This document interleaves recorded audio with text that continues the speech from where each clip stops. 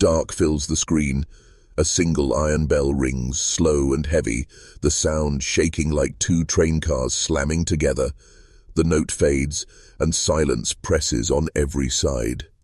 A low voice whispers from the dark. 200 orphans ride a night train to Kansas. 7 Pendleton nuns watch over them. By first light, 173 children and every nun will be gone. A white flash cuts the black. A thick link of chain snaps apart, sparks flying like fireflies. Darkness returns.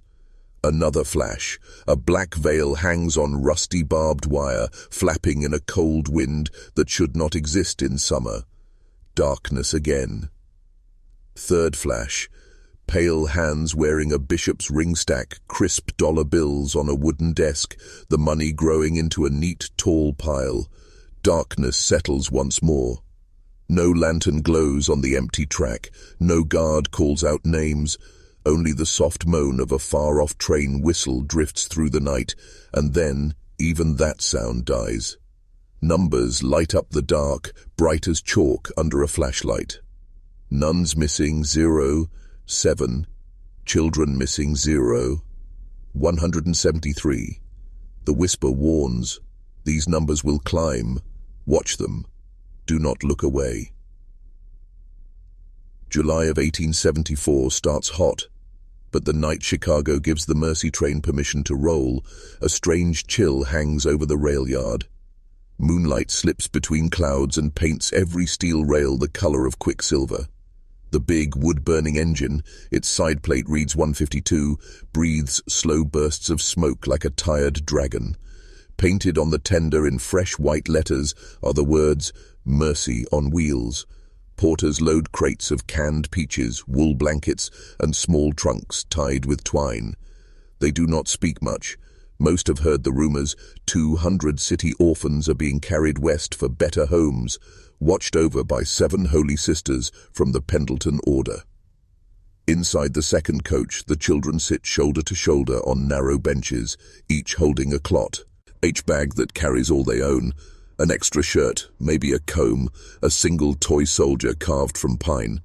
They are told to call the nuns Mother and to keep their knees together and their voices soft. Some children try to sleep, but the train smells of coal smoke and sweat, and the benches have sharp seams that dig into young backs. A boy named Michael counts the stars through the window and loses track at 56 when the engine whistle screams for departure. At 10 minutes past 1, engine 152 lurches forward. A nun in the rear doorway raises a kerosene lantern and makes the sign of the cross toward the glowing city. Her veil flaps in the night wind as the train rumbles out of the yard and onto the main line headed southwest. Sparks shoot from the smokestack and fall over the roofs like orange fireflies. For a moment, the whole scene seems peaceful, almost holy. Then the city lights fade, and the prairie swallows the sound. Hours later, near the town of Peoria, a lone switchman named Eli Turner finishes his shift in a small wooden tower. He pushes back his cap and listens to the distant clatter growing louder on the tracks. Freight posters say a mixed cargo train is due just after 3, but this train's headlamp appears much sooner, sliding across the river bridge like an eye lit by cold fire.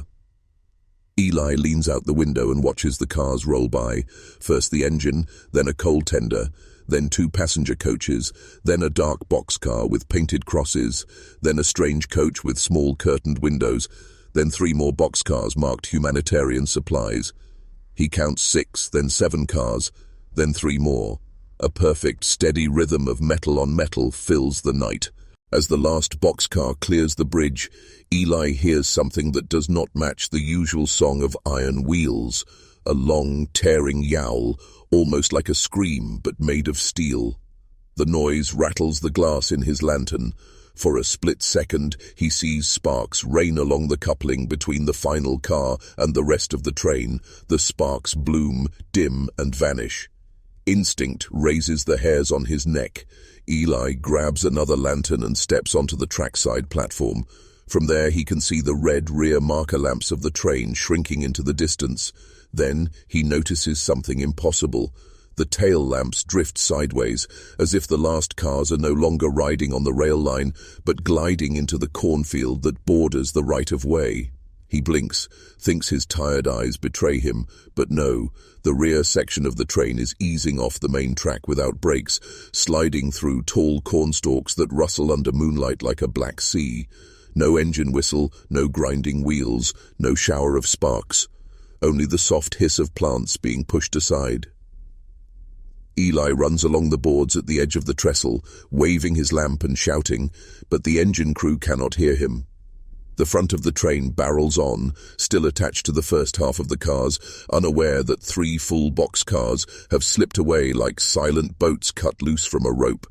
Within seconds, the orphan cars, and whatever or whoever sits inside them, are swallowed by corn higher than a grown man's head. The red lamps wink out. What Eli does not see, high up on the roof of one coach, is the final sight anyone will have of the Pendleton nuns that night. 2 slim silhouettes in long habits stand balanced against the wind. Each holds a small brass lantern.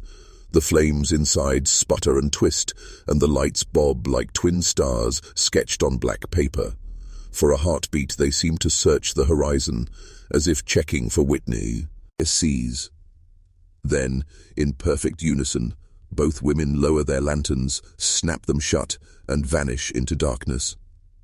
Inside the drifting cars, children feel the change.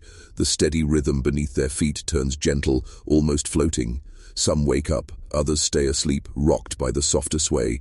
A girl named Ruth, age 9, thinks she hears water nearby and wonders if they have reached a river. She does not know they have left the iron path entirely. She does not know the brakes are useless or that no one in the engine cab is aware anything is wrong. The front half of the train tears down the line toward the next junction, sparks shooting again from the smokestack. The engineer hums a hymn he learned from his mother and checks his pocket watch. Perfect time. He has no reason to slow. His cargo of mercy, he believes, is safe behind him. Back near Peoria, Eli Turner climbs onto a handcar and pumps the levers, determined to inspect the spot where he saw the sparks. But his oil lantern casts thin light, and the cornfield is wide and the moon is slipping behind clouds. He will not find anything tonight. The 3 orphan cars travel deeper into the rows, wheels carving soft earth, rolling to an unknown fate. Within minutes they stop of their own accord, hidden so well that a man could stand 5 feet away and only see corn waving. Somewhere inside that leafy maze, the 7 Pendleton nuns step down from the rear vestibule. They form a circle and whisper a prayer none of the orphans can hear. One strikes a match, lights a red flare and raises it high. Far across open farmland, a single lantern flashes back. 2 quick blinks, then 1 long. A silent signal. A deal fulfilled. Back on the main line, the Mercy train speeds on, lighter now by 3 cars. The conductor walks the aisle, counts sleeping heads, and thinks all is well. He does not yet know he is escorting half a story, that the other half is already gone. Morning will rise soon, warm and golden, but the first rays of daylight will uncover empty benches, scattered blankets, and a question that will haunt every mile of track from Illinois to Kansas. Where did the orphan cars go, and why did the nuns leave with them? This night, under a hiding moon, Ghost Engine 152 rolls on, and the dark keeps its secret, for now. Bishop Ambrose Wallace did not look like a daring man, yet every choice he made swung like a heavy bell across the city. In the summer of 1873, Chicago was still healing from its Great Fire, and the streets were filled with hungry newsboys, ragged factory girls, and coughing boys who slept beside coal piles. The bishop saw these children each time he rode in his carriage, and he told his driver that God had placed sorrow in his path to test his backbone. But pity was only part of his plan. Behind his calm grey eyes burned a bright spark of ambition. The Catholic diocese struggled with debt, and Wallace believed charity could become the engine that moved his church forward if he could place the right people on the tracks. That year, a short rail line on the west edge of the city went bankrupt. The company had run freight cars filled with hogs, lumber, and seed, but a string of bad loans crushed it. Weeds climbed over iron rails, and windows of the small depots shattered under stones tossed by bored boys. Most saw the little Spur as scrap metal waiting to be torn up. Bishop Wallace saw a chance. He gathered trusted lawyers, and for the price of a modest schoolhouse, he bought the Spur, the rusty engine, and 9 worn cars. A single clap of his pen on parchment made the diocese the new owner. He named the project Mercy on Wheels. The slogan popped into his head during an evening prayer walk. Mercy, he whispered to himself, must travel. Soon, the title appeared in the diocesan paper in thick black type. Below, it ran a small poem, "Steel shall carry grace beyond the city walls." Church secretaries thought it lovely, and donors thought it clever. Money began to arrive in brown envelopes even before the first bolt was tightened. The bishop needed a leader who would inspire awe and hold secrets. His eye fell on Mother Matilda Pendleton. She had crossed the Atlantic from Boston only months before, sent west to help the poor. Her skin was pale, and her eyes, an icy, snapping blue, seemed to look at once through a person and beyond them. Her diction could slice butter. Every word emerged sharp and perfect, the way teachers wish their red marks might fix sloppy chalk lines. She wore her habit with the discipline of a soldier wearing polished armor, and when she walked, younger nuns shifted out of her path without knowing why. Wallace noticed that power spills from some souls without effort, and he believed Matilda's spill could flood the rails with both reverence and fear. He invited her to the bishop's residence for tea. The china cups still smelled of lemon when he unfolded a grey map across the table. The Spur line ran 30 miles into farmland and connected with 2 larger railroads that stretched all the way into Missouri and Kansas. "Imagine," he told her, "a moving convent, orphans boarded in Chicago on Saturday and greeted by farm families on Monday. The nuns teach prayers, serve soup, and sing hymns while the wheels roll. Every soul arrives clean, fed, and ready for honest labor." Matilda traced the line with a white-gloved finger. She did not smile, but her eyes glinted like frost in sunlight. "A train of salvation," she said softly. Wallace nodded and heard money clink in his mind. The bishop's workshop turned into a hive. Carpenter brothers laid fresh pine floors in the passenger cars. Painters coated the engine tender bright red and lettered gold words, "Mercy on Wheels." An old boxcar became a chapel, its interior panelled in warm cedar. A young sculptor carved a small crucifix from walnut and bolted it above a brass lamp that would never blow out no matter how the train rocked. One coach was filled with bunk beds and tin wash basins, another held a galley kitchen with enormous black kettles.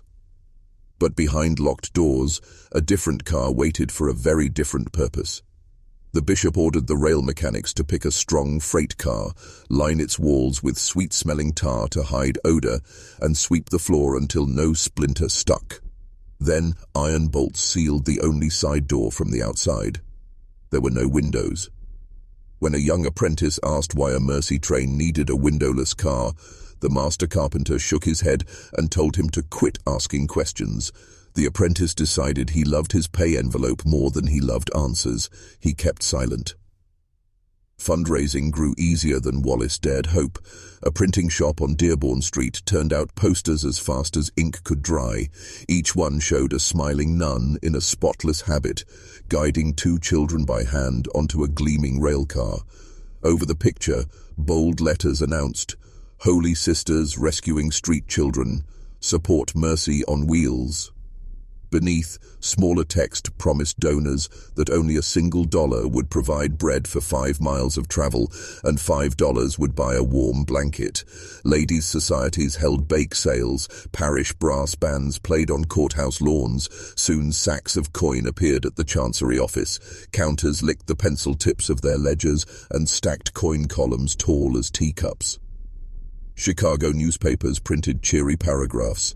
Bishop Wallace's City of Wheels to bless. The Plains, one headline rang. Reporters photographed the train before its maiden voyage. Mother Matilda stood on the rear platform, hands folded, ice-blue gaze fixed on a far place that no lens could capture. Small children who had never seen a nun up close clung to their mother's skirts. Some smiled, some hid. Nuns in black looked like angels or shadows depending on how the light hit them. Inside the rail yard, Matilda gathered her team. Sister Honoré Pendleton, cousin to Matilda, would run the kitchen and infirmary. Sister Celestine, gentle of voice, would lead night prayers. Sister Benedicta, keeper of records and books, would note every loaf baked and every hymn sung. Sister Agatha, quick with numbers, would manage the new donation box bolted to the chapel wall. 3 younger sisters, Agnes, Claire and Teresa, would scrub floors, teach letters and comfort any child who woke crying. Before the public saw the train, Bishop Wallace arranged a private tour for certain gentlemen whose pockets shaped laws. These men wore silk hats and city gloves. They walked down the line, nodding as Matilda pointed out beds, hymnals and soup ladles. When she reached the sealed boxcar, she merely said, "Storage and equipment," and tapped the iron bolts to show they were strong.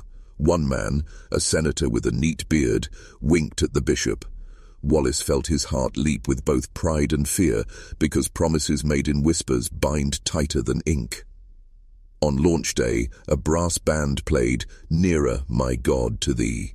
Smoke puffed skyward as Engine 152's firebox drank coal.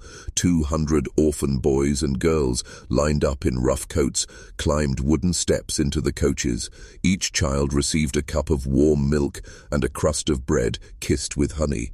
Mothers, Matilda and Honoré, walked the aisles blessing rosy foreheads. Outside, cameras flashed. Chicago clapped. A girl named Ruth turned to her Frau, and Michael, and whispered, "We're saved." Michael tried to believe it. The train pulled out of the yard with a hiss and a cheer, but far back inside the sealed car, ropes lay coiled beside canvas sacks.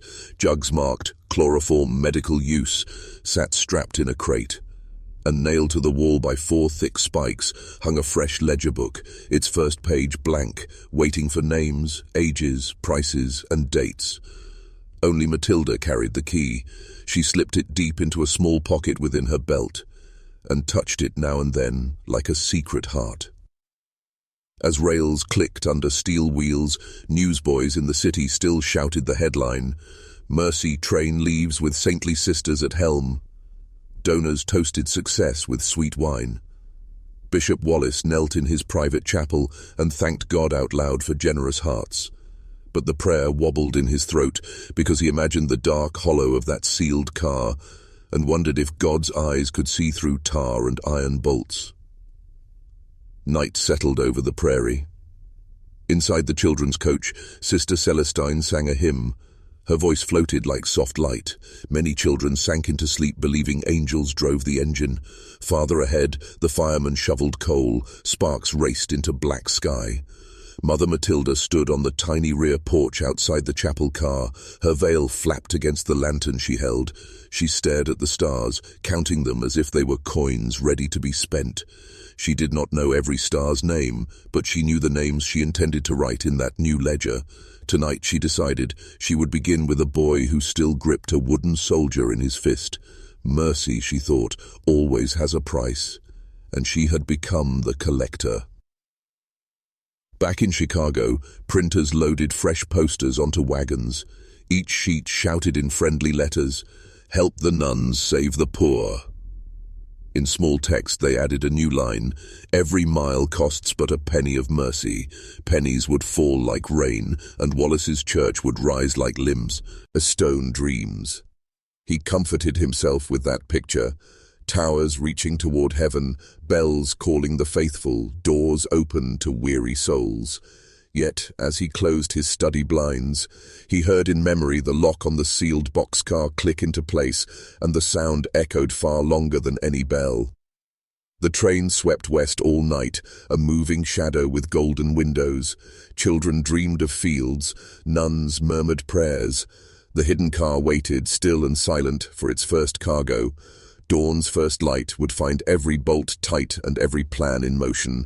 Mercy on Wheels had left the station, and nothing short of a miracle or a tragedy could force it off the rails now. 6-year-old Jonah Walker began the third night on the Mercy train the same way he began all long nights in the city orphanage, looking for crumbs. Jonah was small even for 6, but he had quick hands and bright grey eyes that never seemed to stop moving. In Chicago, he had learned that the kitchen was the warmest place and that cooks often dropped crusts when they were busy. So when the rails clicked a slow lullaby against the wheels and most children settled under scratchy blankets, Jonah slipped from his bench and headed toward the pantry coach, where Sister Celestine kept the bread box. He carried a wooden soldier in one fist for bravery and used the other to steady himself on the rocking floor. The pantry coach sat 2 cars behind the chapel. Yellow lanterns swung from hooks, making river-like shadows dance across sacks of flour and barrels of apples. Jonah liked Sister Celestine best of all the Pendleton nuns because she sang while she worked. Her voice was thin but sweet, like the whistle of a bird hiding in tall grass. Earlier that day she had promised Jonah a spoonful of peach syrup if he helped sweep the crumbs. He remembered her soft words now, and they tugged him forward even though the train had grown cold. And the hallway darker. He eased open the swinging pantry door, the hinges squealing just a little. Celestine stood with her back to him near the end of the narrow room. She wore her usual neat black habit, and her veil hung smooth down her shoulders. She swayed gently, as if the sway of the train and her own humming were part of the same invisible song. Jonah thought he recognized the lullaby, something about angels guarding beds, but he wasn't sure. An open tin of peaches gleamed on the table, syrup sparkling like golden glass. "Evening, sister," Jonah whispered. The nun did not turn. He tried again, louder. "Sister Celestine?" Still no answer. Only her humming continued, soft and even. Jonah heard her draw one long breath on the last note, and then the humming stopped, cut clean, as if someone had pressed a finger to her lips. In that same second, the shadows around her seemed to fold forward and swallow her shape. Jonah blinked hard. The pantry room was empty. No nun, no sound. Jonah's heart began to thump like a fist on a door. He stepped toward the table, hoping Celestine had knelt to pick up a fallen spoon, but the floorboards were bare, the dark corners still. The tin of peaches sat half full, syrup dripping slowly from its edge. Further back, the sliding door that led to the sealed storage car looked exactly as it always did, bolted with 2 iron bars and a heavy padlock. But now a faint, sweet smell slipped through its cracks, like the smell of the doctor's bottle Jonah had sniffed once when he was sick, sharp and flour-like, making his nose tingle. With a sudden clang, the train hit a rough joint, and the pantry lanterns swung wider, throwing light onto Jonah's small face. Fear filled his chest like icy water. He turned and ran down the hall, wooden soldier tapping his leg. By the time he reached the dim coach full of sleeping children, his breath gasped in short bursts. No one sat you. No one asked what was wrong. The rocking train was their only lullaby, and it covered every small footstep. Jonah squeezed onto his bench and hugged his soldier so tight the paint flaked off in his palm. Morning light found Mother Matilda taking roll in the children's coach. She read each name from a leather ledger, and each child answered present or lifted a hand.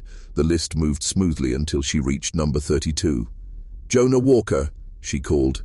Silence. She called again. Seats creaked. Children glanced at one another.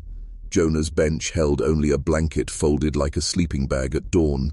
Matilda's icy eyes narrowed. She closed the ledger without a word.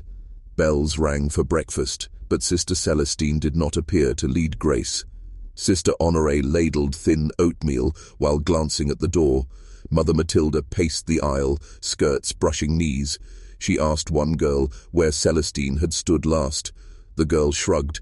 Matilda's mouth pinched into a hard white line. 2 hours later, the train stopped at a water tower near a cornfield so the tender could refill. During the break, Matilda ordered Sister Benedicta and Sister Agatha to search every car for a lost boy and an absent sister. They checked bunks, luggage racks, coal bins, even the narrow roof walks. No luck. The priest assigned to say morning mass walked the length of the train carrying incense. He, too, found nothing. At last, Mother Matilda stepped down onto the cinder path, her black shoes crunching in the grey dust. She scanned the tall corn that waved perhaps 20 yards from the rail, her eyes fixed on a single dark spot hanging on a bent stalk. She strode forward, skirts brushing thistles, until she reached the edge of the field. There, hooked to a twisted barb on a strand of rust-red wire, hung Sister Celestine's veil. The fabric fluttered like a black flag in a wind that smelled of damp soil and wildflowers. A small stain marked its center, pale and sticky. Matilda touched it. Her fingertip came away shiny, and the odor of laudanum rose to her nose, sweet, cloying, unmistakable. Her jaw tightened. She folded the veil, tucked it under her arm, and walked back to the train. The engine's whistle blasted, startling field mice and crows. Children pressed noses to windows looking for Jonah. They saw only yellow tassels of corn waving them farewell. The train rolled forward. In the chapel car, Sister Benedicta opened her prayer ledger, moved her pen to the violet-edged margins of Psalm 88, and wrote 2 new names: Jonah Walker, age 6, and beneath it, Sister Celestine Pendleton. She dated the page and slipped it into her hidden slot inside the wooden hymnbook stand. Far up the line, word of the disappearance raced ahead of the wheels. When the train reached the next division point, a railroad detective named Malcolm Pierce boarded to question the crew. Pierce stood tall, wore a stiff brown suit, and carried a leather case lined with magnifying glasses and powders. He was 35 but looked 50 from long days chasing thieves and night fires. He first spoke with the conductor, who insisted the boy must have jumped at a stop and the nun must be hunting him. Pierce then spoke with the fireman, who had shoveled coal until midnight and claimed he saw nothing odd except sparks that flew especially high near Peoria. Pierce's last interview was with Mother Matilda herself. They met in the tiny parlor car, where sun through lace curtains spotted her face with moving shadows. Pierce asked why the sealed storage car smelled of laudanum. Matilda answered, "We treat air sickness among the children. A little opium calms the stomach." Pierce pointed out that opium should be locked in the infirmary, not a freight car. Matilda's blue eyes cooled another degree. "I fear you misunderstand our methods, detective," she said. "The children are safe." Pierce wrote notes in a small book, but felt as if those eyes were turning his thoughts to steam. The detective left at dusk, planning to telegraph a fuller report from the next station. He never got the chance. 2 days later, his body washed up in a slough, head struck by a blunt object, notebook gone. Local papers printed 3 sentences about an unknown accident. No one linked it to the Mercy train. Back on the rails the evening after Pierce's visit, Sister Honoré tried to comfort the children. She explained that Jonah was surely with kind farm folk and that Sister Celestine had gone to fetch him. Some children believed her, others whispered in the dark that a ghost must have taken them. Ruth quietly told Michael she heard boots in the pantry at midnight, and a strange bird song that might have been a nun's lullaby.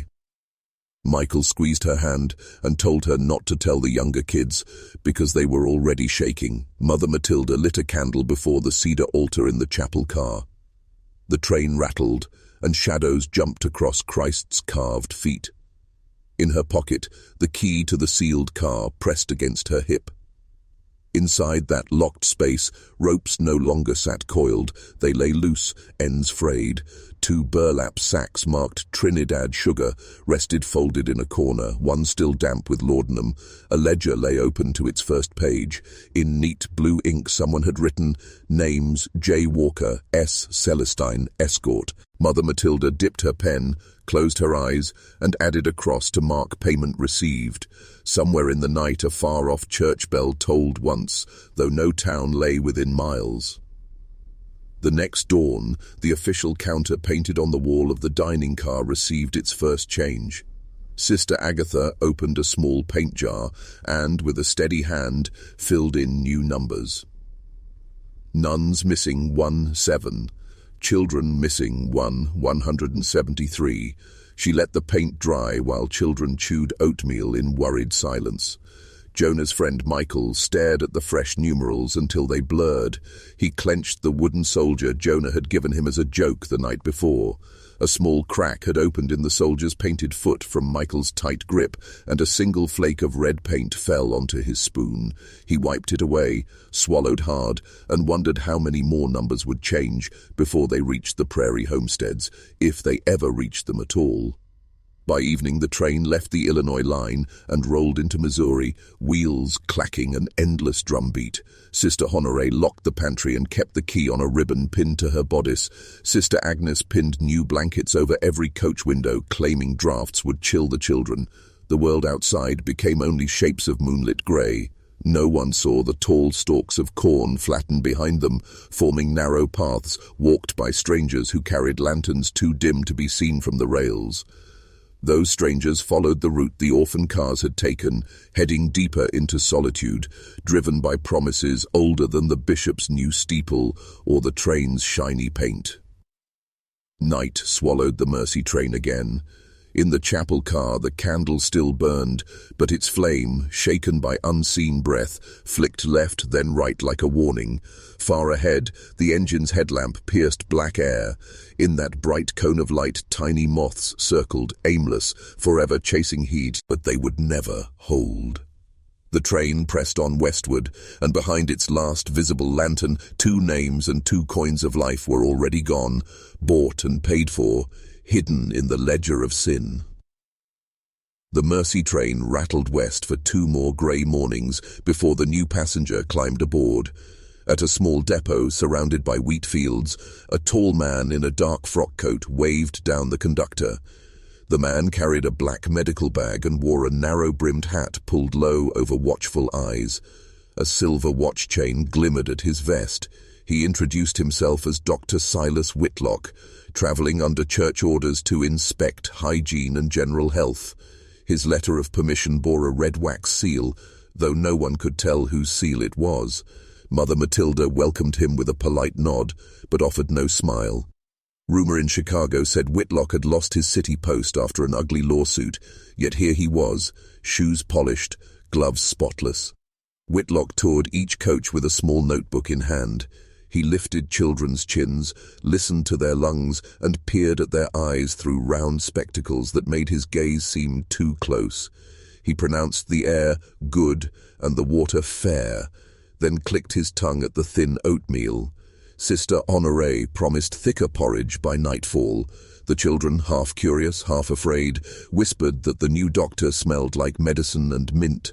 Jonah's friend Michael still clutched the wooden soldier and wondered whether Whitlock would ask where Jonah had gone. The doctor did not.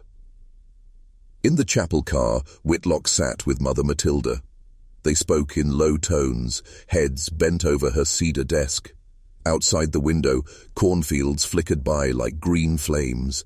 Sister Benedicta walked past and heard only the doctor's steady baritone and Matilda's colder, quieter words, ending with a single sentence that drifted toward Benedicta like a tiny arrow. Prices remain as agreed. Benedicta felt a chill between her shoulder blades and kept walking. Later, while children napped, Whitlock stepped into the pantry coach and locked the door behind him. In that pause of stillness, his face lost its polite mask. He opened his medical bag, removed a slim calfskin book, and laid it on the table beside a vial of pale pink liquid. The book's cover was plain, but gold letters on the first page spelled, "Accounts." Inside, neat lines stretched across cream paper. In the first column, tiny initials stood in soldier rows, each followed by a short mark and a dollar figure, JW, 42, SCP, 75. Beneath those he wrote in fresh ink, RT, 40. The letters stood for Ruth Taylor, a shy girl who seldom spoke louder than a moth's wings. Whitlock paused, tapped his pen, then wrote FAP, 75 just below. Those letters belonged to Sister Agnes Pendleton, one of the younger nuns whose kindness made children trust the train. Whitlock closed the book, slipped it into his coat, and left the pantry carrying the vial. That same evening, he asked Sister Agnes to join him in the infirmary coach for instruction on disinfecting wounds. She followed, brushing flour from her apron. The door shut softly. No one but the doctor and the nun heard the quiet click of the lock. A soft hymn drifted from the children's coach while the sunset-turned carriage windows rose gold. 20 minutes later, Whitlock emerged alone, wiping his spectacles. He told Mother Matilda that Sister Agnes had felt faint and would rest privately until dawn. Matilda nodded once, then removed a thin envelope from her sleeve and handed it to him. He tucked it inside his breast pocket without breaking stride. Night came. The train lamps swayed. Iron wheels drummed out an endless lullaby. In the rear storage car, behind the bolted door, a dull thud sounded, followed by the rasp of canvas dragging across a floor. No child in the sleeper coach dared rise to investigate. They had Leah, Ned that questions led to silence, and that silence felt safer than truth. At breakfast the next morning, Sister Agnes's place at the head of the table stood empty. Sister Honoré told the children their kind teacher had accepted a surprise mission and would rejoin them in Kansas. Michael swallowed hard because he had heard that explanation before. A small hand tugged his sleeve. Ruth Taylor wanted to know if he'd seen her rag doll. She had searched all bunks and could not find it. Michael forced a smile and promised to help after chores. When he turned away, he saw Dr. Whitlock in the aisle, scratching new notes into his calfskin book. Later, Sister Benedicta slipped into the pantry to find extra tin cups. She noticed a faint mint odor, sharp but sugary. On the table lay an empty vial labeled Tincture Laudanum for pain. Next to it rested a clean handkerchief marked with the embroidered initials AP. Benedicta's stomach twisted. She folded the cloth, hid it in her sleeve, and left, heart pounding like a hammer on roof tin. By midday, the painted counter in the dining car had changed again. A fresh coat of black paint marked progress none wished to see. Nuns missing 27, children missing 2,173. Children whispered in clusters. Numbers did not lie. Sister Celestine and Sister Agnes gone. Jonah Walker gone. And now Ruth Taylor missing her doll. Some children believed Ruth had gone to fetch it herself. Others feared the nun Celestine had come back as a spirit and lured Ruth away. Mother Matilda ordered all blankets fixed over windows tighter than before. The doctor spent the afternoon in the chapel with Matilda, voices low, hands moving money into a metal cash box. Sunlight filtered through a tiny stained glass window, sprinkled red and blue sparks across Whitlock's ledger. Each disappearing life glowed for a moment under colored light, then rested again in careful darkness. The book now held 5 entries, all written in the same upright script. If one turned the page, space waited for many more. That evening, Matilda announced a special hymn service for safe travel. Children and remaining nuns gathered in the chapel coach.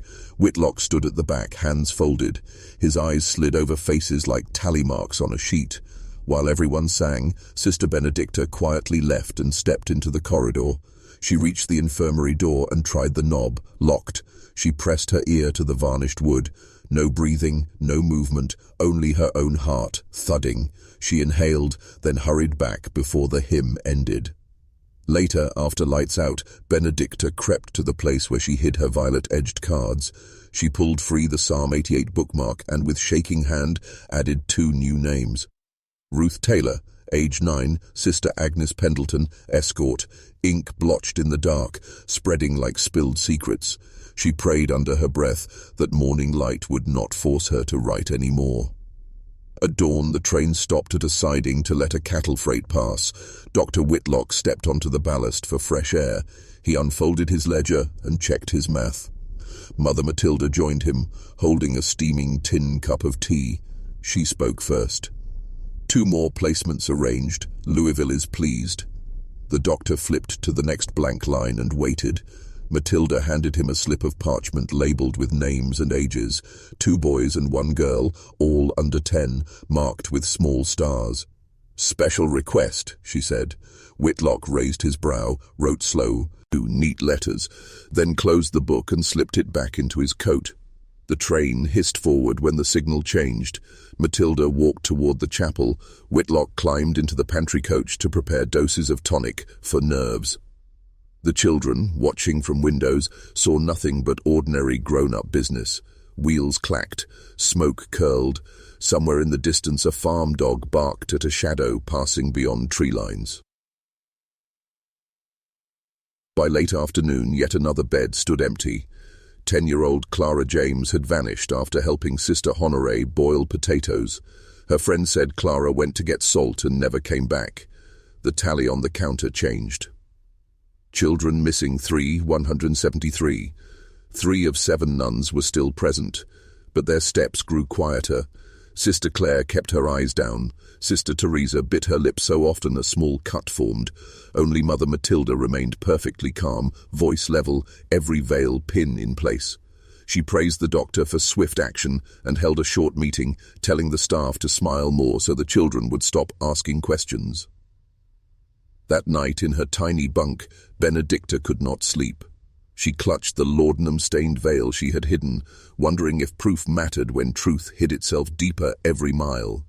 On the floor beneath her mattress, Whitlock's mint scent clung to the wooden boards, too faint for anyone else to notice, but strong enough to fill her with creeping dread.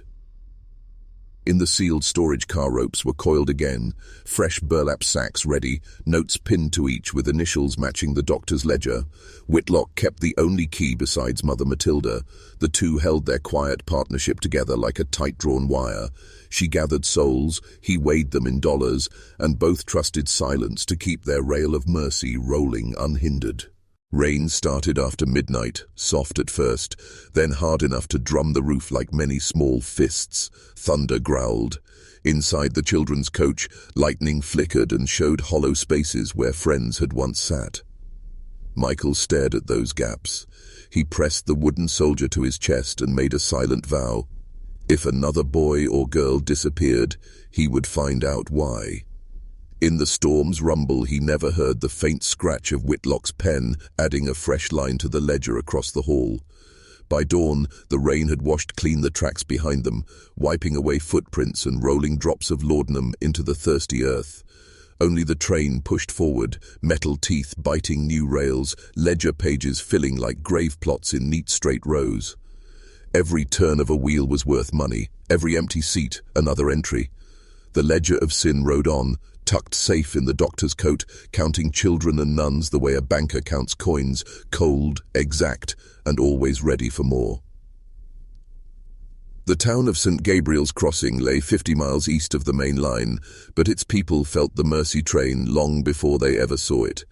They felt it in the sudden swell of coins dropped into Sunday baskets, in the new stone blocks that began piling beside the old wooden church, and in Bishop Ambrose Wallace's bright, unstoppable smile. Each time the bishop rose to preach, he spoke of the great work racing west on steel tracks. He told stories of brave Pendleton nuns who rescued street children from smoke-choked alleys, fed them, taught them, and carried them toward clean skies and clean souls. Parishioners pressed folded dollars into velvet bags, not knowing that richer gifts arrived quietly, in thick brown envelopes, sealed with red wax. The return address was always blank. The amount inside was always the same, $1,200, more cash than most farmers earned in a whole Y.T. The first envelope came 3 days after Jonah Walker and Sister Celestine vanished. It slid under the rectory door while the bishop was away. The caretaker found it at dawn, bulging like a loaf of good bread. Inside lay crisp bills, all fresh, hardly touched by hands. The caretaker hurried the packet to Bishop Wallace and asked if he should log it under Sunday offerings. Wallace studied the wax seal, a circle stamped with a single letter, perhaps an ornate P or B. It was hard to tell. He tucked the envelope into his desk and told the caretaker, "A blessing needs no record. Let us simply give thanks." With that money, the bishop ordered the masons to start building a grand front tower for the church. Limestone blocks, pale as milk, rose in neat layers day after day. Workmen whistled hymns as they hauled stones. The townspeople watched, amazed that the first steeple section stood in less than a week. When someone asked how the parish could afford skilled labor and stone from the far quarry, Wallace answered, "Faith pays when faith is bold." No one wished to look unfaithful, so no one questioned him further. 7 days later, news of another missing passenger reached St. Gabriel's Crossing. A church letter said 9-year-old Ruth Taylor had disappeared during evening prayers and that Sister Agnes Pendleton had left the train on an urgent mission. The letter spoke gently, but many could read the sadness beneath the ink. 2 days after the letter, a second bulging envelope rested under the same rectory door. Again, the caretaker found it glowing in early light like hidden treasure. Again, the wax seal bore the odd curled letter. Again, the bishop locked the money away with barely a nod. With the new funds, the masons ordered taller scaffolds. The first steeple segment grew, and a second tower's base began. Hot lime dust drifted across Main Street, coating store windows. A few townsfolk coughed at the chalky breeze and wondered if the pace was too fast, but still they clapped when Wallace blessed the stones, his vestments snow-white against the grey skies. Missing person posters also began to arrive by post. They showed small faces and black and white sketches of the Pendleton nuns. At first, the pastor pinned them beside the church door, hoping travellers might recognize the missing. But as more posters came, wind and rain peeled them from the boards. The sun bleached the ink until only faint outlines remained. Children passing by started a game. They tapped the posters and tried to guess which blur had once been Jonah, which smear had been Sister Agnes. No one guessed right. The sun worked too well in wiping away details. Inside the half-lit train chapel, Sister Benedicta kept different records. Each time she heard the storage car bolt slide or the doctor's ledger snap shut, she opened her own secret book. Violet-edged prayer cards, cut from thick stationery, waited between the pages of her worn Bible. Slowly, with ink that sometimes shook, she wrote every lost name in careful schoolhouse letters. Jonah Walker, age 6, Sister Celestine Pendleton, Ruth Taylor, age 9, Sister Agnes Pendleton, Clara James, age 10. After each name she added a date and, in a smaller script, the place in Psalms where she planned to hide the card. She always chose Psalm 88 because its words felt honest. "Shall thy loving kindness be declared in the grave?" When the ink dried, she slipped the card into the narrow gap behind the hymn book shelf where no child would look. The edges of violet paper peaked like tiny tongues. She pressed them deeper until they vanished. The train enrolled and the ledger of sin filled. Each new loss sent another envelope to St. Gabriel's Crossing. The caretaker stopped asking questions. He simply stacked money in the bishop's safe. Soon the first tower stood taller than every roof in town. Wallace could see it from his bedroom. The limestone glowed silver under moonlight, almost holy. He felt pride rise like warm bread in his chest. Yet sometimes, late night, when the wind hummed through the hollow tower, it sounded too much like children crying. A month later, the train's telegraph office reported that Sister Teresa Pendleton disappeared while walking the aisle and that a boy named Caleb Evans, age 11, went missing the same night. The letter also hinted that Detective Pierce, who had once questioned Mother Matilda, had drowned in a slough. This news shook even Wallace's calm. That evening he unlocked his safe and counted envelopes, 5 so far, each tied to a lost life. 5 envelopes equaled $6,000. $6,000 equaled a tower twice as tall as the first, plus stained glass from New York with pictures of saints smiling down. The bishop's fingers trembled when he realized one more envelope would finish the pair of steeples. He folded his hands to pray but felt no words. His mind flashed on Sister Celestine's soft lullaby, Jonah's grey eyes, Ruth's missing doll. He closed the safe and paced. Outside, fog slipped around the half-built tower like a ghostly arm. On the train, Sister Benedicta stared at Psalm 88 and wondered if ink could drown out guilt. Her violet cards felt heavier each time she slid one behind the hymns. She considered telling Sister Claire, but fear clamped her voice. The doctor's peppermint scent still haunted the corridors, and Benedicta knew silence was safer. Back in town, the masons raised scaffolds again. They worked by torchlight, determined to set the capstone before winter. Every time a chisel struck limestone, sparks flew like tiny comets. From the street, onlookers watched the flames dance up the new tower's sides. Someone joked that the church wanted to touch heaven. Someone else whispered it looked more like it was trying to lock heaven in stone. Missing posters now faded so badly they turned blank.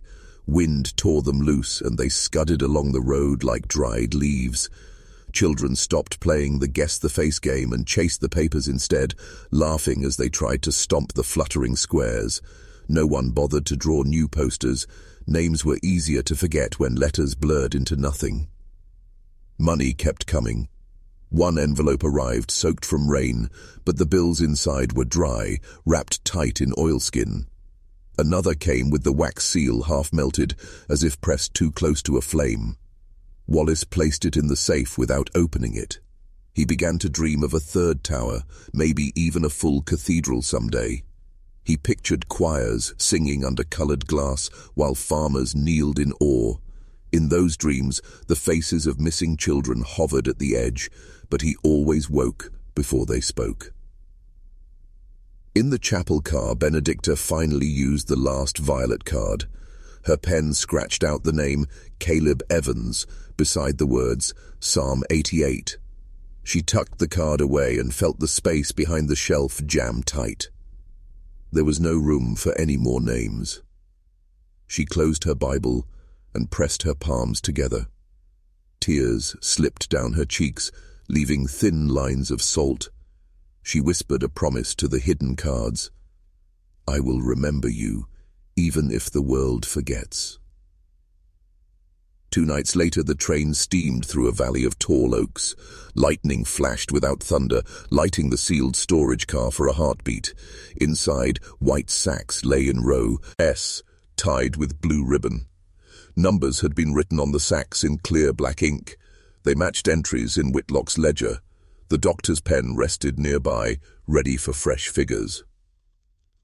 Miles away, steeple bells rang for evening prayer. The second tower now stood nearly complete. From its top, one could see the river, the mill, and the open farmland beyond. Some townspeople called it the hand of mercy pointing to heaven. Others said it looked more like a fang rising from gentle soil. Either way, stone kept climbing, fueled by silent gifts no one dared trace. When dawn touched the town, the bishop stepped outside and squinted at the tower's fresh lines against pink sky. Pride swelled, but so did unease. He thought of violet cards hidden behind somebody's Bible, though he did not know Benedicta's name. He thought of laudanum-stained cloth fluttering on barbed wire far from any road. He wondered how loudly a conscience could whisper before the whole world heard. Somewhere west, the mercy train echoed across empty prairie. Each turn of its steel wheels ground truth deeper into sleepers and ballast. Each whistle note carried both hope and warning. The ledger of sin recorded, the envelopes traveled, the towers rose. Hush money steeples cut the sky, tall and silent, paid for with lives that once sang, laughed and prayed under smaller roofs. And Sister Benedicta, alone with her hidden cards, waited for the day someone would read Psalm 88 aloud and finally ask why God's loving kindness had been buried in so many quiet graves. Reverend Thomas Fletcher was the parish priest of a small river town called Pleasant Reach. He had salt and pepper hair, square spectacles, and a habit of writing everything down in neat blue notebooks. People trusted him because he listened more than he spoke. One dusty afternoon, the mercy train stopped at Pleasant Reach to take on fresh water. While the engine hissed, Fletcher boarded to bless the orphans and speak with the Pendleton sisters. What he saw during that short visit troubled him for days. He noticed that the windows in one passenger coach were covered by thick blankets, even though the air was still and warm. He saw Sister Honoré guarding the pantry door like a soldier at a city gate. Most of all, he smelled the sharp, flowery scent of laudanum drifting from a freight car that was bolted shut from the outside. Fletcher knew laudanum could soothe pain, but he also knew it could silence a restless body in minutes. On the platform, he asked Mother Matilda about the linen-covered windows. She answered with a gentle smile that the children rest better in dim light. Fletcher smiled back, but deep down he felt a cold, crawling doubt. That night he drove home and opened a fresh notebook. Page after page he listed what he had seen. The hidden windows, the bolted car, the smell, even the uneasy way Sister Benedicta wrung her hands when Mother Matilda walked by. Fletcher then rode his horse up and down the river towns, gathering questions from families whose children had boarded the train but never sent letters back. He spoke with a rail switchman named Eli Turner, who swore 3 cars had rolled into a cornfield under moonlight. He found a farm wife who had discovered a nun's veil snagged on her barbed wire fence. He copied every story, signed each page, and labeled the thick stack of papers dossier of concerns regarding mercy on wheels. When the notebook was full, Fletcher sealed it in a strong envelope. He dripped red wax on the flap and pressed his personal stamp, 2 small crosses side by side, into the cooling seal. Then he folded a cover letter addressed to the Archbishop of Chicago. In clear handwriting, he begged for an urgent investigation, warning that children and sisters may be in terrible danger on the rails. Fletcher knew such words might anger powerful people, but his conscience roared too loudly to ignore. Pleasant Reach had no rail post. The quickest route to Chicago was by riverboat. Fletcher walked the envelope to the dock at dawn. A flat-bottom mail barge called Silver Gull waited to depart. Its cargo hold was stacked with crates of flour, sacks of grain, and 2 iron chests filled with sorted letters. Fletcher handed his packet to the captain, a cheerful man named Mason Briggs. Briggs tucked the envelope into one of the chests and promised safe delivery within 3 days. Fletcher thanked him, touched the brim of his hat, and watched the Silver Gull glide into the morning mist like a pale ghost. 2 hours later, smoke rose above a bend in the Illinois River. A fisherman miles downstream spotted bright orange flames licking the Silver Gull's roof. By the time rescue boats arrived, the barge was nothing but a charred skeleton floating among ash-grey debris. Mason Briggs and 2 deckhands had jumped overboard and survived, though both men coughed black soot for weeks. When asked how the fire started, Briggs could only shake his head. 1 second he heard the steady slap of water against planks. The next, an explosion blew the forward hatch into the air like a wooden kite. Flames gobbled the mail hold before anyone could swing a bucket. River patrols searched the muddy banks for floating letters. Most paper burned to flakes that crumbled in the fingers, but 1 scorched scrap bobbed near a fallen cottonwood tree. A deputy scooped it up with a paddle. It was not a full envelope, only a piece of thick parchment with a red wax blotch still clinging to 1 torn edge. The wax showed a faint image of 2 small crosses pressed side by side, Reverend Fletcher's seal. Everything else inside that envelope had turned to smoke or settled as ash on the river bottom. News of the disaster sped along dirt roads and rail lines. Fletcher sat in his study, eyes stinging, when a river patrolman returned his broken seal wrapped in calico. The priest turned the tiny remnant over in his palm until warm wax softened under his skin. He understood the message. His warning had burned before it reached anyone who could stop the mercy train. That night, he knelt for hours, asking for courage, because he knew the fire was no accident. While Fletcher prayed, the mercy train kept moving west. Mother Matilda read bedtime scripture under yellow lamplight, while Sister Honoré poured cocoa into tin cups. At dawn, Sister Benedicta added 2 more violet cards to Psalm 88, one for 11-year-old Caleb Evans and one for Sister Teresa Pendleton. The children counted missing friends on their fingers. Some ran out of fingers. The doctor, Dr. Whitlock, opened his calfskin ledger and wrote 2 neat lines, his fountain pen scratching like a beetle across bark. 3 weeks passed. On a soft Sunday morning, the train slowed at a lonely siding to take on water. A postal clerk on a handcart waited beside the track. He carried a heavy canvas bag stamped with the Chicago diocesan crest. Dr. Whitlock met the clerk, signed a receipt, and carried the bag to Mother Matilda. Inside lay a single envelope of thick cream paper, sealed with bright red wax, and marked with Latin words in looping calligraphy. Inspectoribus Sacris Salutum in Christo, peace in Christ to the holy inspectors. Mother Matilda sliced the seal and unfolded the letter. Each line flowed in perfect church Latin, as smooth as oil on glass. The writer claimed to speak for a Vatican committee that had reviewed recent reports concerning the Pendleton order and found no fault, no sin, no scandal. The letter praised the Mercy Train as a shining model of Catholic charity on the American frontier, recommending that donors continue all support without fear. Matilda handed the letter to Dr. Whitlock. The doctor adjusted his glasses and read slowly.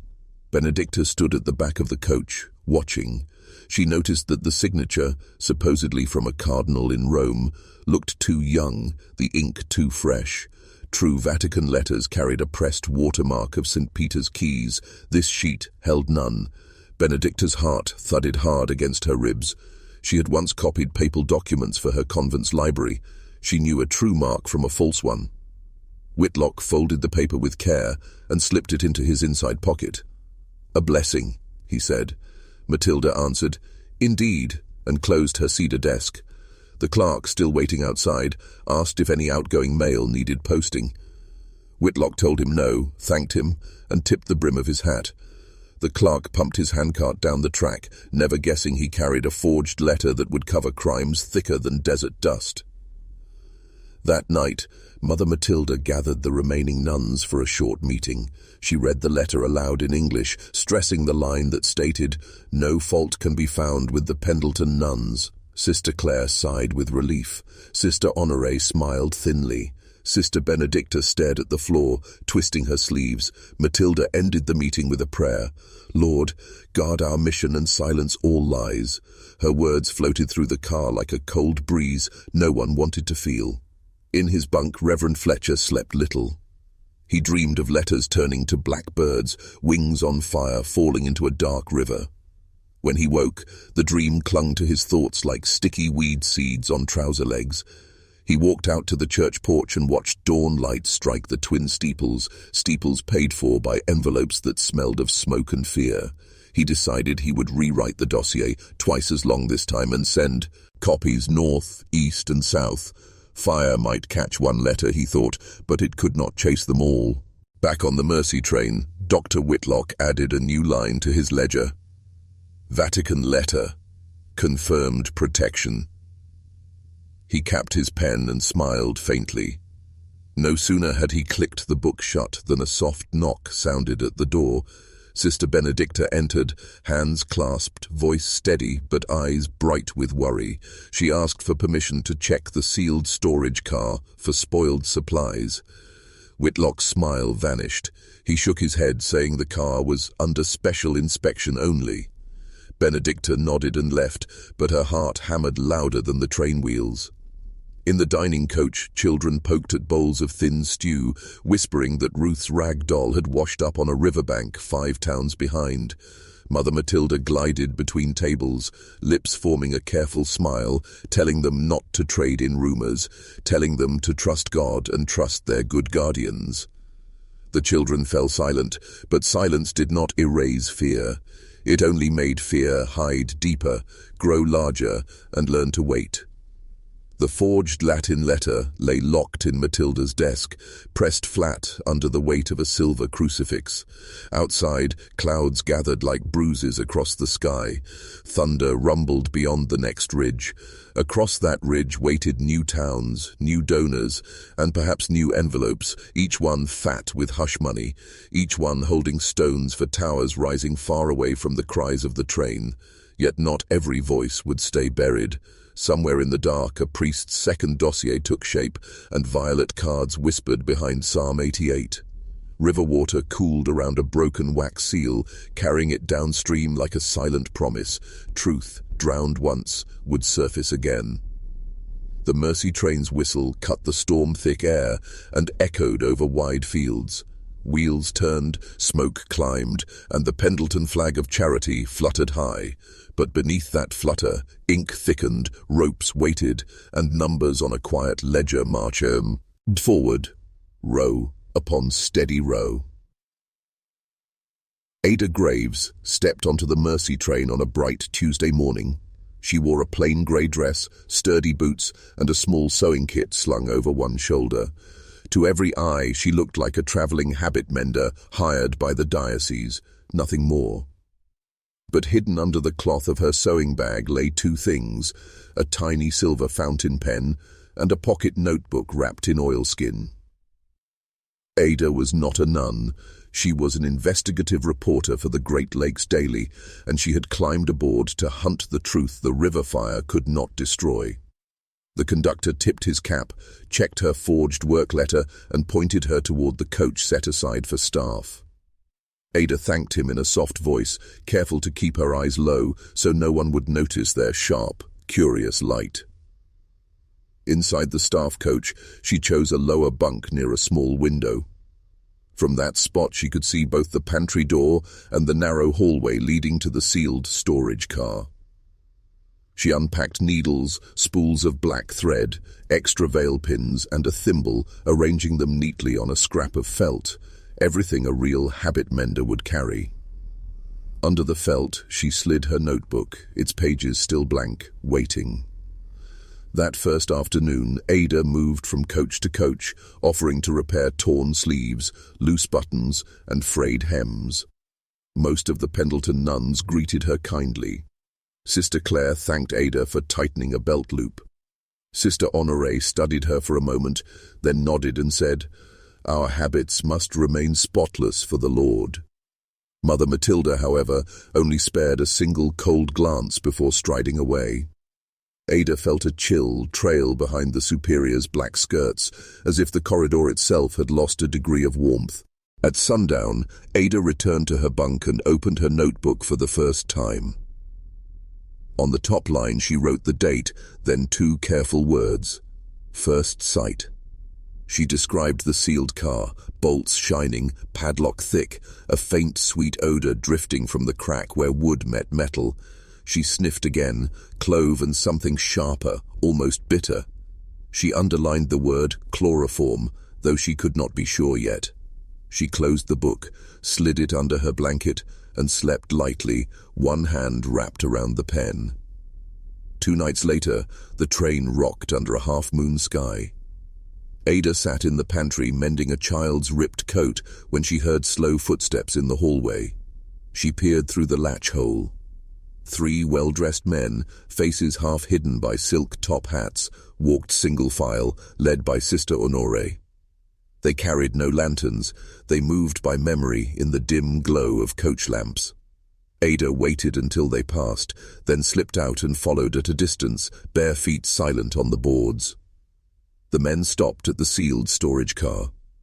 One produced a brass key. The padlock clicked open. A heavy trunk with brass corners waited inside. Ada crouched behind a water barrel as the men lifted the trunk and shuffled down the corridor toward a baggage door. Their shoes scuffed softly, but the trunk itself made no sound, as if its contents were padded or living. Sister Honoré walked beside them. Her right hand clutched a thick envelope that had not been in her fingers moments before. Ada's heart pounded. She touched her notebook, wanting to write immediately, but fear of being seen pinned her still. When the hallway emptied, she hurried back to her bunk. By candlelight, she filled 2 pages. 11:55 p.m., 3 patrons in silk hats. Strong smell of clove and chloroform from storage car. Large trunk removed. Sister H. Pendleton accepted sealed envelope, approx. 6 inches, x 3 inches, edge of envelope. Bope bulged, likely cash. She sketched the shape of the key, long stem, round bow, teeth like tiny church spires. The next day, Ada offered to mend Sister Honoré's sleeve, which had a loose seam from guiding the trunk. While sewing, Ada asked gently, "Do you ever grow weary, sister, traveling with so many children?" Honore's eyes flicked to Ada's face, cool and measuring. "Our work is blessed," she said. "Weariness is a small price." Ada nodded, tied off the thread, and slipped away, but she knew now that Honore guarded more than habits.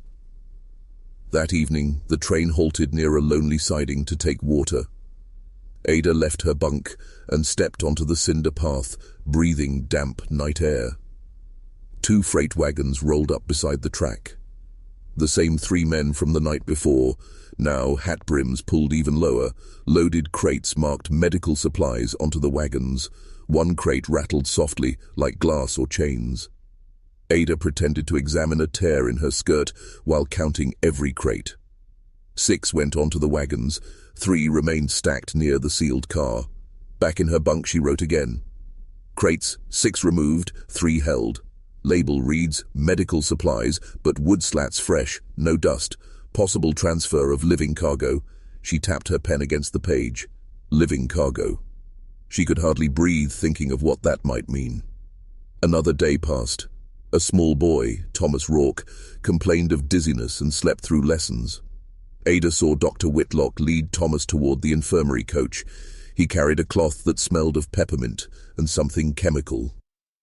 2 hours later, Thomas's bunk was empty. Honore told the children Thomas had gone ahead to meet his new family. Ada entered her notebook. Tr, male 8, missing after infirmary visit. Same sweet chemical odor on cloth.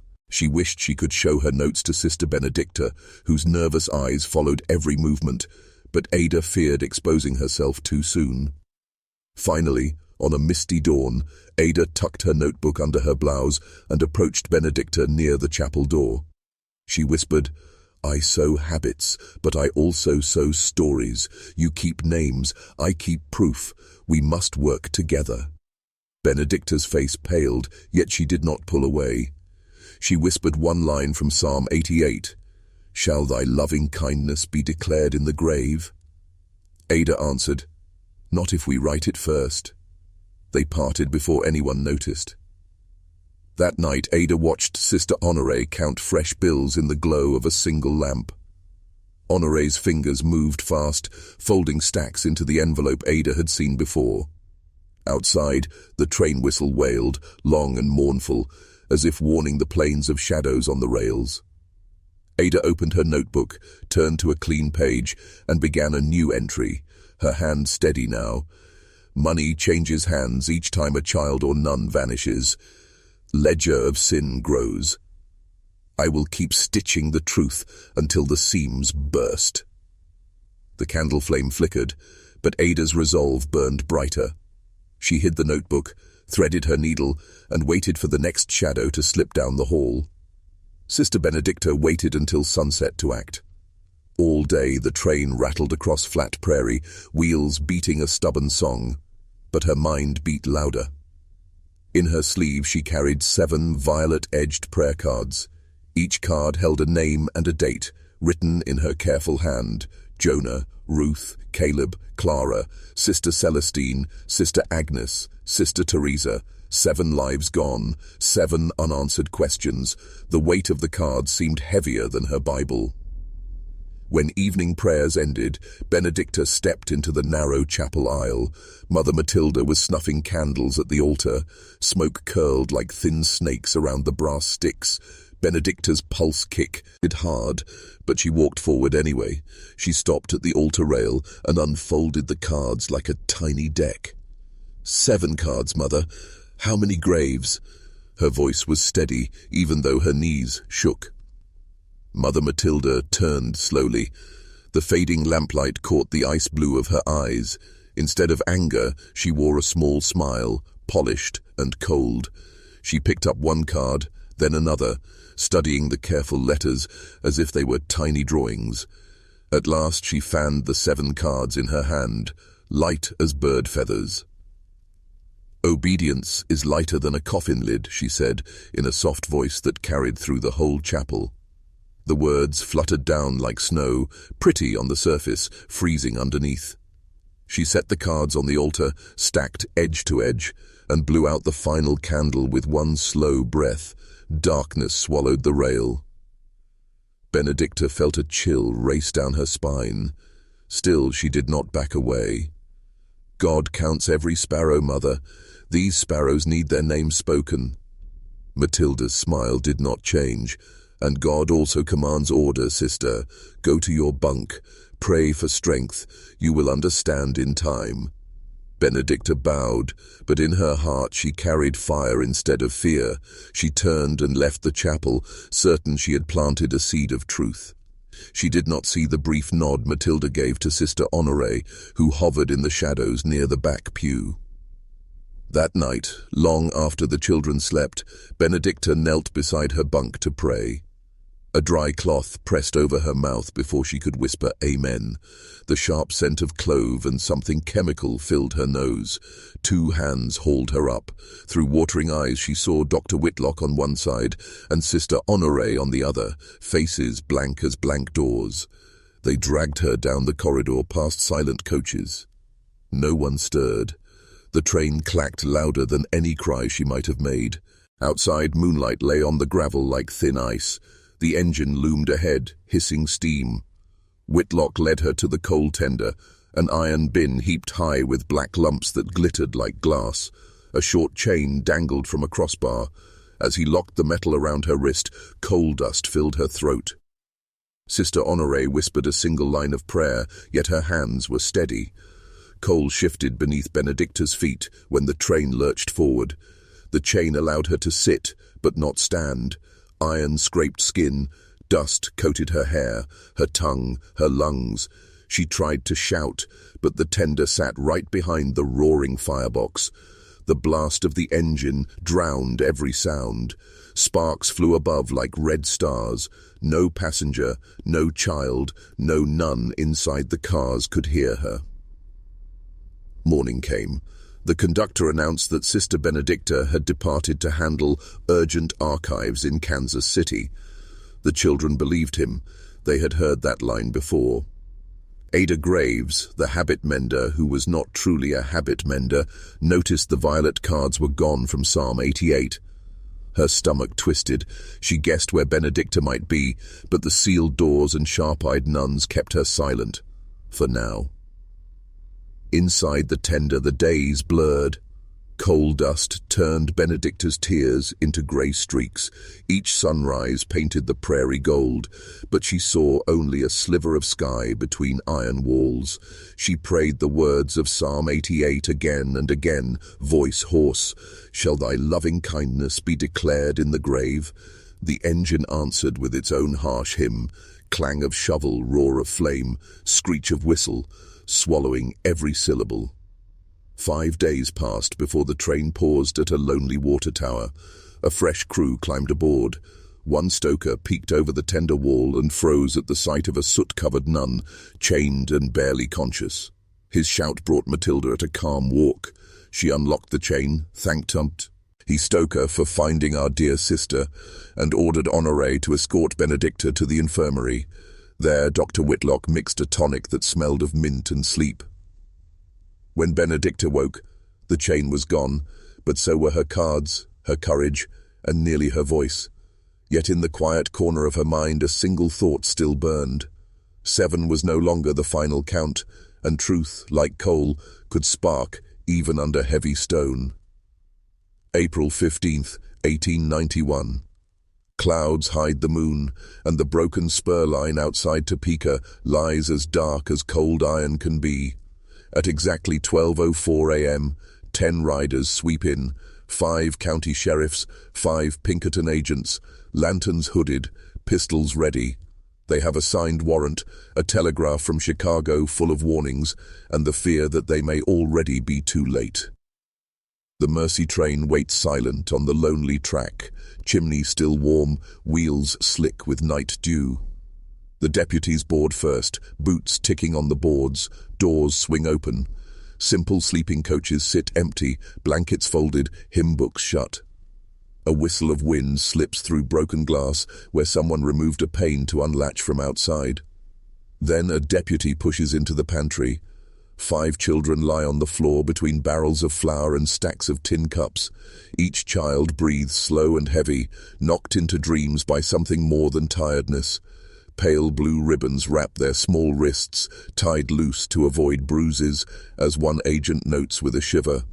On a low shelf stands an uncorked bottle, the sharp smell of chloroform lingering in the air like a sick flower. Agents throw open the sealed storage car.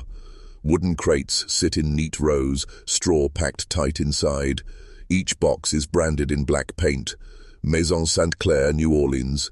Destination tags list hotels, boarding houses, and 2 addresses no officer can place. One crate rocks slightly, as if something inside shifts with the sway of the halted train. The team splits. 2 deputies cut the ribbons, lift the girls and boys, and carry them to fresh air. Another pries open a crate. Inside lies a folded nun's habit, a rosary, and a ledger page that reads only initials and dollar signs. No food, no blankets, nothing fit for safe travel. Sheriff Dalton storms forward to arrest Mother Matilda Pendleton and Sister Agatha, the order's sharp-eyed accountant. But the chapel coach is empty. A single prayer candle burns down to its last stub, a tiny, flickering goodbye. Outside, in the gravel beside the track, 2 black veils lie crumpled like shed skins, dusted with coal soot and lit by one stray lantern beam. Footprints lead to the south gate where a horse cart once waited. Now only wheel grooves mark the dirt before fading into open prairie. Dalton curses under his breath. He orders a telegraph to every station within 100 miles. Wanted, Matilda Pendleton, Agatha Pendleton, armed with lies, traveling light. Pinkerton Agent Wells locks the pantry door, posts a guard, and begins counting missing names from a crumpled passenger chart. His pencil hesitates at the bottom. No blanks remain. Every nun missing, 7 of 7. Every child missing, 173 of 173. The counter, painted weeks before in cheerful blue, will never move again. It has reached its terrible final number. Wind rattles tin on the water tower.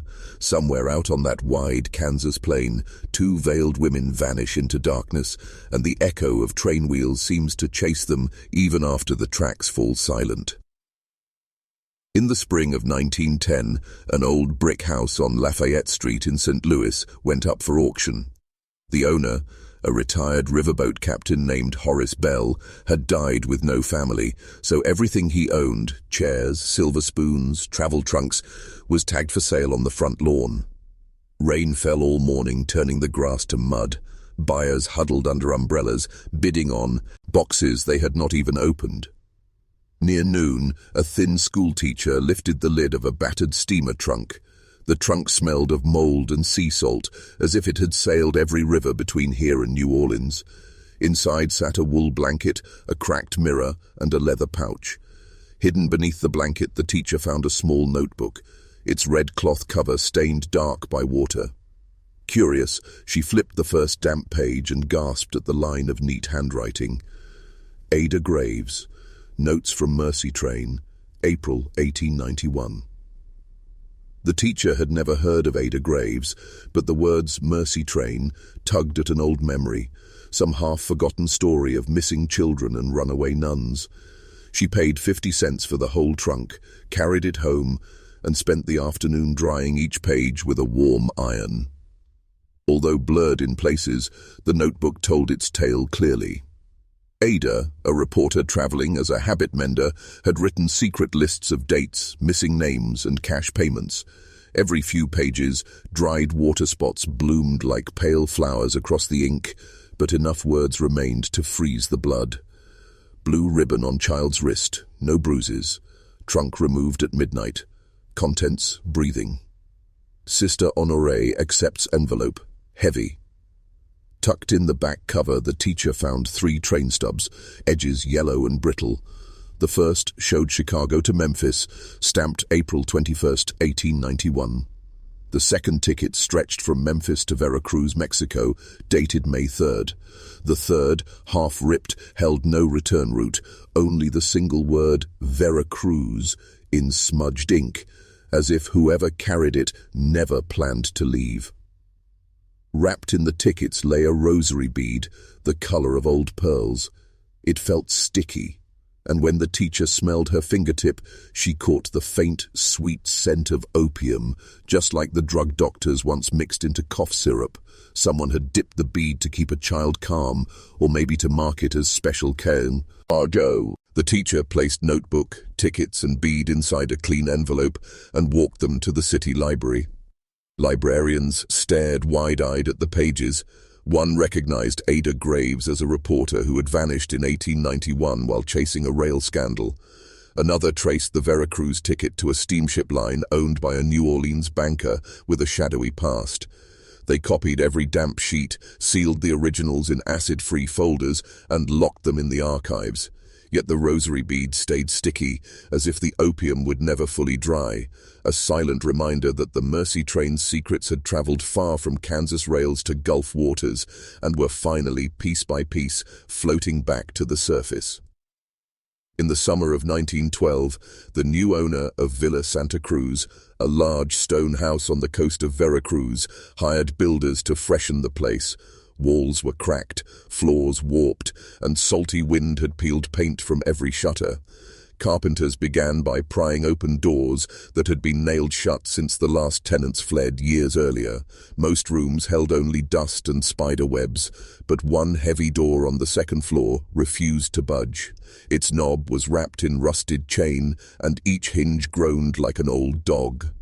After 2 hours of hammering, the men finally split the lock plate and pushed inside, and then they froze. The room was a small tea parlor, lit by long-blocked windows.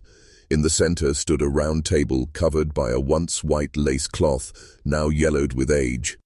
2 women sat across from each other, heads bowed as if in a silent toast. Their skin had dried to dark leather, fingers curled around delicate china cups. No insects crawled on them. The heat and salt air had turned their bodies into clean, dry mummies. On the taller woman, a silver rosary still hung below the hollow throat.